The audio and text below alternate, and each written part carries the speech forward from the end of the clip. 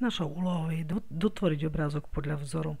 Ak sa pozrieme, v našom obrázku chýba rúčka kufra a chýba mu koliesko. Kufor má aj takýto odraz. Takže poďme na koliesko. Koliesko vyzerá, že je to kruh, takže definujeme si kruh, štýl, dáme štýl čiary plný, výplň čierna, rozmer toho kolieska skúsme 30x30. Vyzerá, že je to také isté koliesko a buď to necháme ako plný kruh a dáme celkom na spodok, alebo mu definujeme polovicu len, takže od 0 po 180 máme koliesko. Potrebujeme dokresliť rúčku, na to si zoberieme nástroj na kreslenie bezierových čiar, klikneme a vytvoríme si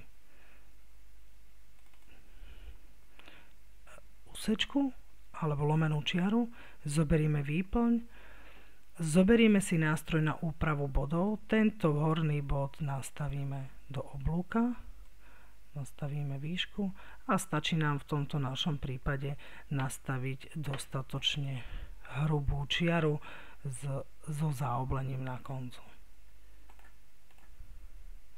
Dobre, opäť výzor toho závisí od toho, ako sa pohráme s tými bodmi. Ak mám bod naviac, kliknem a zmažem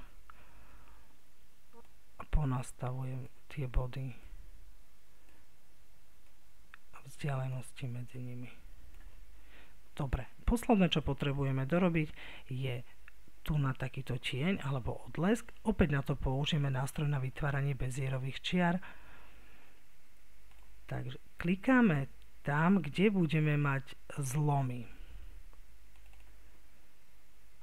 Dobre, tá čiara by mohla byť biela na začiatku, nemá výplň, ale má farbu. Takže jej dáme bielu, menšiu hrúbku.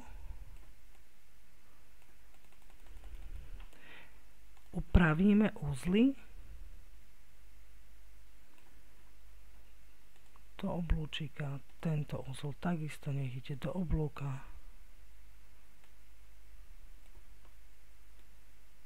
Sa s tým trošku pohráme. A na to, aby to bolo také rozostrené, použijeme nástroj, kde vieme celú čiaru rozostriť.